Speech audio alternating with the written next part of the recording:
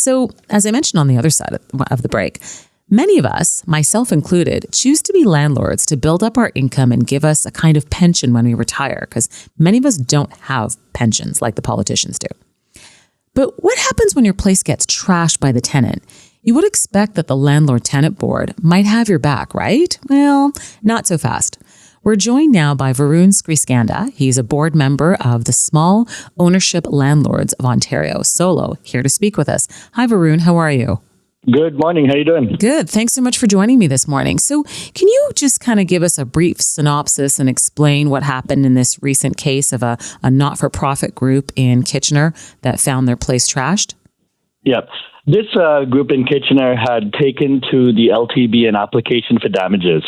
And with that application, they have submitted numerous pictures and photographs that I can only describe as, if the listeners haven't seen these pictures, garbage everywhere, feces, urine everywhere. The place was trashed. And this landlord, they took this evidence to the Landlord and Tenant Board in hopes that they would take them seriously and actually deliver a fair ruling. No, the application was dismissed. The adjudicator, who has a background in real estate and paralegal work, has said that there's insufficient evidence to show that there's actually overwhelming identifiable damage. It's ridiculous. Wow. And so what were they trying to get, when they were going to the Landlord Tenant Board, were they just trying to get the tenant evicted because of all that garbage? Is that what was happening? It was twofold. They were trying to get an order for damages because the cost to clean this up is going to be immense, and it will take a toll on a not-for-profit group. And the second part was to get the tenant evicted. But in this case, the tenant had already ran away and abandoned the property before they could be held accountable. Ah, interesting. You know, it's funny, actually, something similar happened to me, and that the tenant did leave the place. Kind of like I saw those pictures. They weren't as bad as what I had to deal with, but we still had there was a cup of urine. There was garbage everywhere. And, that tenant left. And so our property manager quickly went in there, changed the locks. We got a bin and threw everything out. But, we did have to engage with a paralegal because they said, because at some point this tenant was like, oh, no, I was planning on moving back in. And we were like, you have 3 kids. There's no way you're living there with kids, so it's kind of scary. We see this all the time. And what ends up happening is small landlords such as yourself, they're completely leaving the business. They don't want anything to do with the province of Ontario. The LTB is completely unfair and biased, and it disproportionately supports tenants over landlords. What ends up happening is small landlords, such as yourself and myself included, we're listing our rental properties for sale, and we're getting out of this business. There's absolutely no need for us to be supporting this housing industry and providing housing to people who do not respect it and do not pay for it. And worst comes to worst, we don't even have a Landlord and Tenant Board that backs us up. Yeah, no, I mean, I could go on, but maybe I shouldn't. I can too. But, the question is that why aren't the politicians listening? So the Ontario Real Estate Association put together a report a couple of years ago, and they actually recommended that the Landlord Tenant Board be sort of reevaluated, right? We need to relook. I mean, in my opinion, we just need to reopen the Landlord Tenant Board and all the landlord rules because they're not working. And why can't we get politicians to see that? I feel like they don't want to be on the side of landlords because they think it's politically negative for them.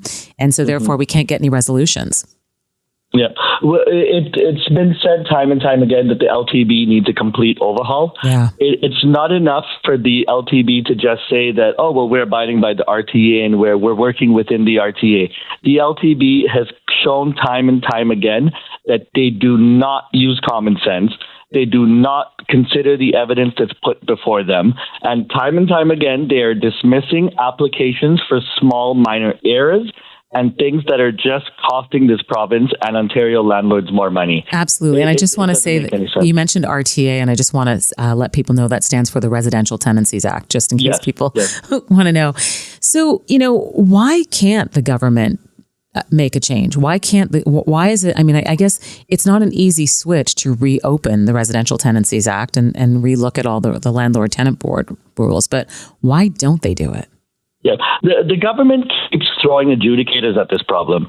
They seem to think that as long as we hire more adjudicators, and Doug Ford every few months, him and Doug Downey will come up with this press release that says we have a bunch of new adjudicators at the LTB. But ask any landlord and tenant, and they'll tell you they do not see anything actually happening. Yeah. It's still 3 to 4 months to get an eviction for a non-payment of rent. It's still 10 to 12 months at the LTB if you want to move into your own rental property. The wait times are ridiculous. Nobody is willing to wait this long. And by the time you do wait this long, it costs you an immense amount of money. So what the Ford government needs to do is you need to streamline these applications, right? When someone comes to the Landlord Tenant Board and says they have a non-payment of rent application, there's no need to make a small landlord wait 4 to 5 months before they can have a hearing. It's a black or white issue. You either paid or you didn't pay. There's no need for us to continue to tell small landlords, sit in line and wait for your hearing. And by the time you get your hearing, you're going to be even more broke than you were when this hearing started. Yeah. It's really tough. Yeah. In fact, I had the case last year where I'm a real estate agent and I sold a house. My clients lived upstairs. There was a basement apartment. The tenant was in the basement. We sold the house. The tenant was supposed to leave because, the new buyers wanted to live in the whole house. And she basically said, I come with the house. I'm not leaving. And so we're about to go to our third Landlord Tenant Board hearing actually this week. We still can't get her out. And that happened last year. So we ended up having to sign a mutual release with the buyers to release them from their obligation to buy the house. Meanwhile, my clients have had to pay for all of this. They were planning on retiring. They had to go back to work.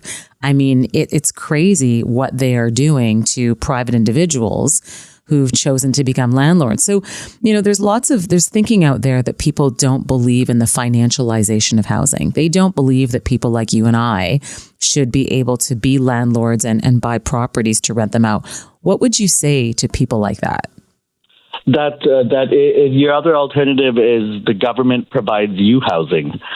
And the government doesn't do a very good job of providing housing. We've seen this over and over again. Look at the city of Toronto and the housing they provide, right? Mm-hmm. The worst landlord in the city of Toronto is Toronto, ECHC. They are the worst landlord.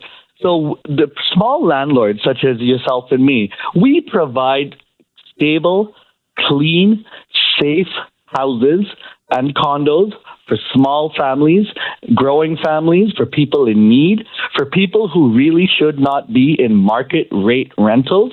We're still there, providing housing to people on disability benefits, on welfare, on social assistance. And we're still there providing all sorts of housing.